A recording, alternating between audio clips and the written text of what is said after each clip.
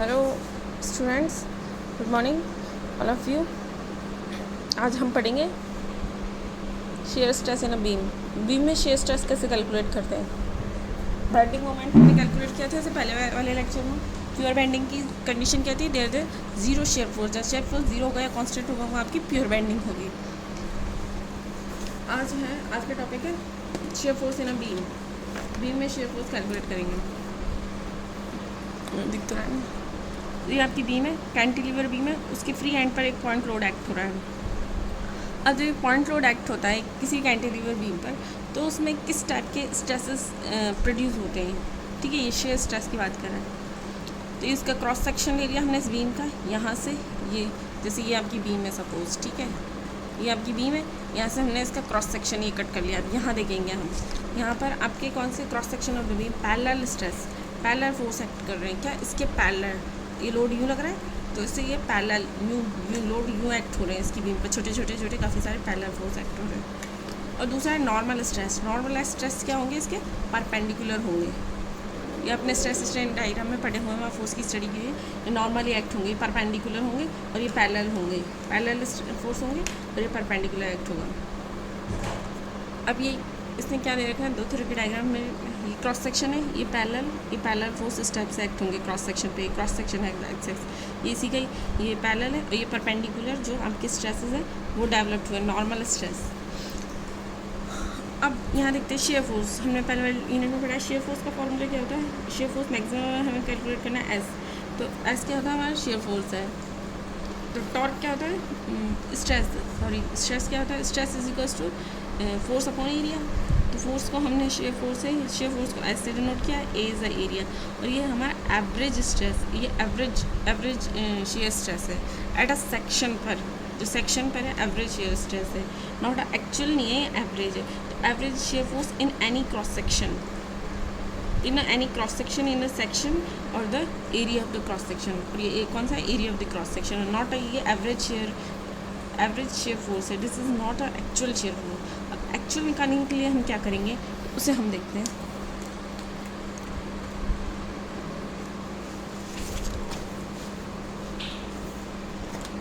जैसे ये दे रखा है आपका, इन a bending the bending stresses are different on the top and the bottom layer। हमने बैंडिंग की बात की थी, जो बैंडिंग इक्वेशन होती है, बैंडिंग में क्या करते हैं, हम इसे बैंड कर देंगे, ये बैंड हो जाएगा। तो बैंडिंग स्ट्रेस टॉप और बॉटम पर क्या होती है? आपकी मैक्सिमम होती है और न्यूट्रल एक्सिस पर आपकी जीरो होती है बैंडिंग में। ठीक है, बैंडिंग इससे पहले वाले जो वीडियो लेक्चर में हम पढ़ चुके हैं। अब ये है आपकी शेयर स्ट्रेस। शेयर स्ट्रेस में क्या होगा? शेयर स्ट्रेस को हमने नोट करेंगे, शेयर फोर्स है S is maximum. Shear stress eight a section x पर आप शेयर स्ट्रेस निकालेंगे, शेयर फोर्स। ठीक है, on the at the layer, इस लेयर पर, ये जो एक्स काटा है ना, हमें इस वाले लेयर पर हम शेयर फोर्स निकालना है। तो इसका फॉर्मूला क्या होता है? Shear stress is equals to S upon A into Y bar I upon B. ये आपका एक्चुअल जो शेयर फोर्स है उसे निकालेंगे, मैक्सिमम। वो एवरेज था, ये मैक्सिमम, शेयर फोर्स यानी मैक्सिमम। और स्ट्रेस निकालेंगे एट अ सेक्शन एक्स या शेयर स्ट्रेस निकालेंगे। तो torque is equals to S क्या है? हमारा शेयर फोर्स है, ए और वाई। ए क्या है?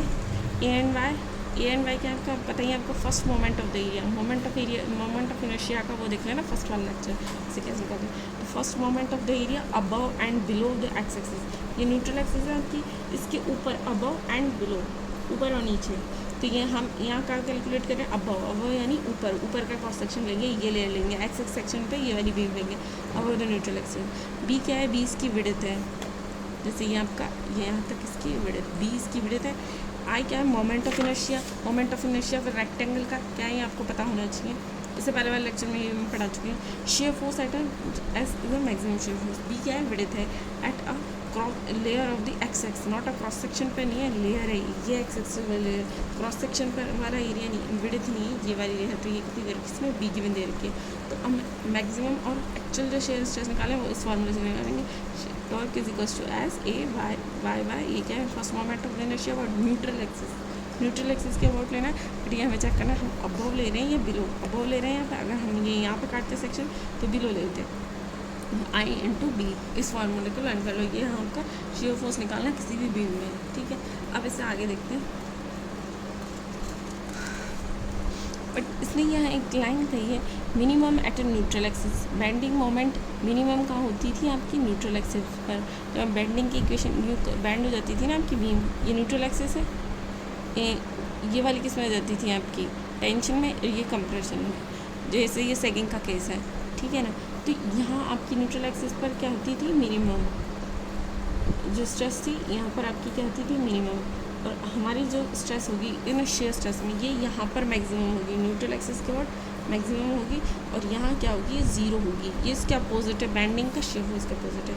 तो ये यहाँ पर क्या हो जाएगी हमारी ज़ीरो हो जाएगी, torque is equal to zero, torque is zero. ये कैसे इसे कैलकुलेट करेंगे आगे डायग्राम में देख लेंगे। तो बेसिकली हमें समझाने के लिए फंडामेंटल एक फॉर्मूला बताया।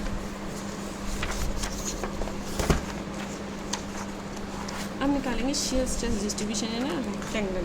रेक्टेंगल में कैसे कैलकुलेट करते हैं हम शेयर फोर्स डिस्ट्रीब्यूशन।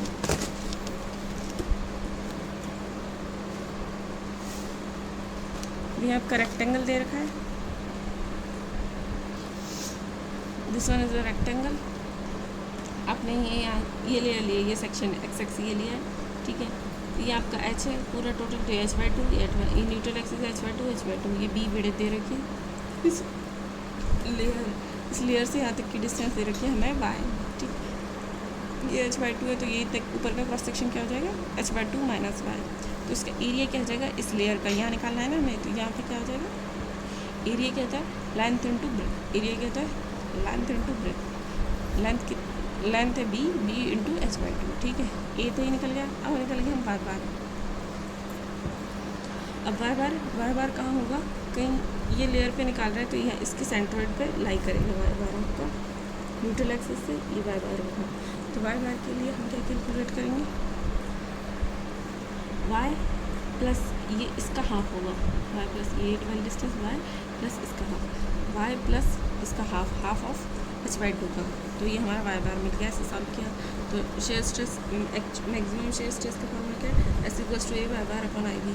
वाई हमें पता है, ए हमें पता है, वाई बार हमें पता है, आई हमें रेक्टेंगल का मोमेंट ऑफ इनर्शिया निकाल लिया था। कैसे कैलकुलेट करते हैं बी एच क्यूब बाई 12 होगा, ठीक है। बी की वैल्यू बी है एज इट इज, इसे हम पुट कर देंगे सारी वैल्यूज़ को विद रिस्पेक्ट टू वाई के रिस्पेक्ट में। तो शेयर स्ट्रेस मैक्सिमम कितना निकला हमारा 6s B H cube by this. तो y is the distance of from the neutral axis, y क्या है आपकी डिस्टेंस है कहाँ से न्यूट्रल एक्सिस से, सेंट्रॉइड पर होगा ये मैक्सिमम, तो y बाहर से, ठीक है। ये है अब आपकी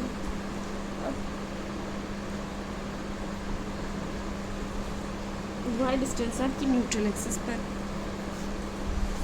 अब न्यूट्रल एक्सिस पर हम पुट करेंगे at y is equal to zero. फार्मूले में हमने पुट किया y is equal to zero, तो टॉर्क मैक्सिमम कितना 6x बाई दिस, उससे सॉल्व करेंगे तो ये 3/2 एस बी एच, ठीक है। तो torque maximum 3/2 S upon A, S upon क्या है average shear stress, force upon area ही तो है, तो ये क्या आ जाएगा आपका एवरेज शेयर स्ट्रेस।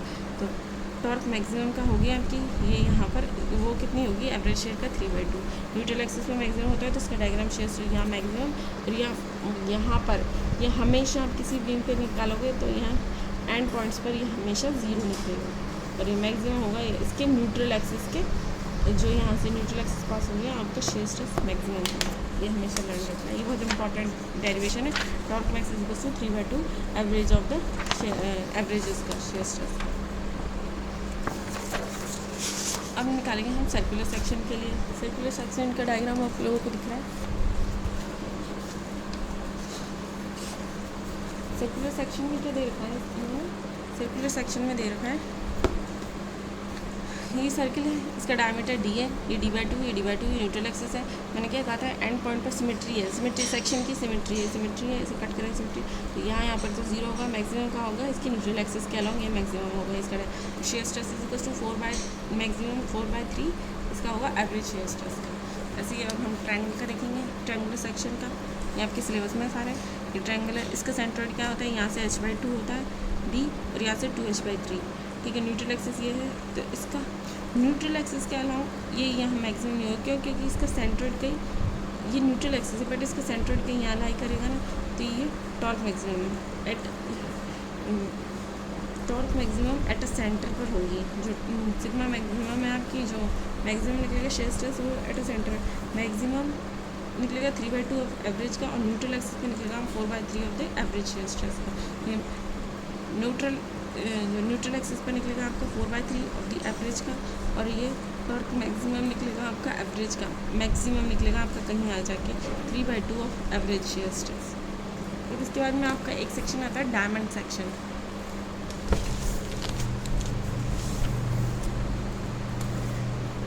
यह आपका डायमंड सेक्शन इस टाइप का डायग्राम होता है, मतलब एक स्क्वायर को कट करके उसकी डायगोनल को थोड़ा टिल्ट करके वर्टिकली हमने हॉरिजॉन्टली इसे जोड़ दिया, इनकी डायगोनल को टिल्ट करके।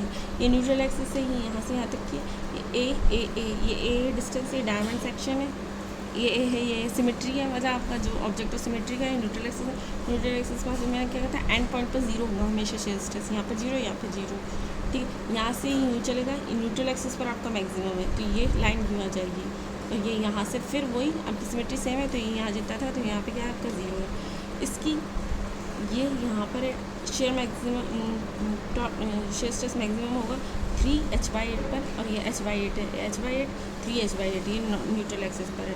Torque maximum is equals to 9/8 of the average, maximum होगा आपका यहाँ पर न्यूट्रल एक्सिस पे कितना होगा, neutral axis is equals to average shear, जो एवरेज होगा आपका उसके इक्वल होगा न्यूट्रल एक्सिस पर, और मैक्सिमम कितना होगा 9/8 ऑफ द एवरेज पर। अब ये सबसे इंपॉर्टेंट सेक्शन है आपका आई सेक्शन। आई सेक्शन क्या है, वेरी इंपॉर्टेंट सेक्शन है, ये सिमेट्री है यहाँ पर, वेरी इंपॉर्टेंट सेक्शन है, ये दे रखा है, ये आई सेक्शन है आपका, इसे बोलते हैं फ्लैंज, इसे बोलते हैं फ्लैंज, इसे बोलेंगे वेब, ये फ्लैंज और ये वेब, ठीक है ना। ये यहाँ से न्यूट्रल एक्सिस है, कहीं यहाँ न्यूट्रल एक्सिस ड्रॉ किए से, और ये जो ये वाला पोर्शन है और ये वाला जो पोर्शन है, ये जो जॉइंट हो रहा है this is called at a junction, ये जंक्शन पे ही कंडीशन सेटिस्फाई करती है।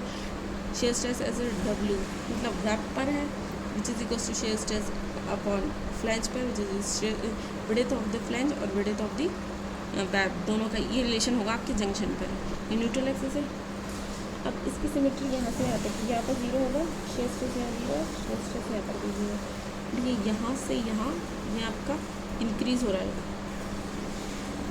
Shear stress. ये शेयर स्ट्रेस डिस्ट्रीब्यूशन डायग्राम है, किस टाइप का स्ट्रेस डिस्ट्रीब्यूट होगा कोई भी बीम में यहाँ पे। फिर ये यहाँ बाद में क्या हो रहा है, ये यहाँ तक तो ये कुछ इस पॉइंट से यहाँ तक इंक्रीज़ हुआ, फिर ये कांस्टेंट है, ये कांस्टेंट है, ये कुछ फिर ये यहाँ तक इंक्रीज़ हुआ, ये इतना है, फिर ये कांस्टेंट है, फिर ये यहाँ से फिर अगेन इंक्रीज़ हुआ, फिर सिमेट्री वो ऑब्जेक्ट है यहाँ तक होगा, फिर ये डिक्रीज़ होगा, फिर ये यहाँ तक। तो shear stress eight neutral axis और ये एट अ फ्लैंज पर। तो ये दे रखा है टॉर्क इंक्रीज़ होगा कब, SAY, ये आपका फार्मूला है। अगर ये इंक्रीज़ होगा तो विड्थ इंक्रीज़ होगी, शेयर इंक्रीज़ होगा, ये विड्थ के टर्म में है ये दोनों फार्मूले। तो अगर हमारी B इंक्रीज़ होगी तो ये इंक्रीज़ हो, डिक्रीज़ होगी तो ये इंक्रीज़ होगा, ये डिक्रीज़ होगा तो ये इंक्रीज़ होगा। इस टाइप से हमें इनके शेयर स्ट्रेस डिस्ट्रीब्यूशन डायग्राम इनकी कैलकुलेट करने हैं। टी सेक्शन के लिए, नॉन सिमेट्रिक टी सेक्शन के लिए कुछ इस टाइप का ड्रॉ होगा। ये टी दे रखा है, ये न्यूट्रल एक्सिस से, यहाँ से सिमेट्री जैसे आई सेक्शन में होता है, यहाँ से एक कांस्टेंट होगा बट यहाँ से ये चेंज होगा, यहाँ ज़ीरो है, यहाँ ज़ीरो, यहाँ तक आए, ये मैक्सिमम यहाँ पर है, ये फ्लैंज के लिए और ये वेब के लिए, ये फ्लैंज है आपका, ये वेब है। ऐसे ही आपका दे रखा है प्लस सेक्शन और राइट सेक्शन के लिए। प्लस सेक्शन और राइट सेक्शन एक जैसे ही यूँ इस टाइप से, इन दोनों का शेयर स्ट्रेस डिस्ट्रीब्यूशन डायग्राम क्या होता है, एंड पॉइंट पर जीरो होता है किसी बीम का, और ये यहाँ से यूँ ये, तो इस टाइप का इसका शेयर स्ट्रेस डिस्ट्रीब्यूशन डायग्राम। तो ये आपका शेयर स्ट्रेस डिस्ट्रीब्यूशन एक इक्वेशन देख लेना है जो शेयर स्ट्रेस की, और ये सारे diagram with 10 shear stress distribution किस स्टेप से हो रहा है, तो ये एग्जाम में पूछे जाते हैं। ये मेन पॉइंट है इसके शेयर स्ट्रेस डिस्ट्रीब्यूशन के।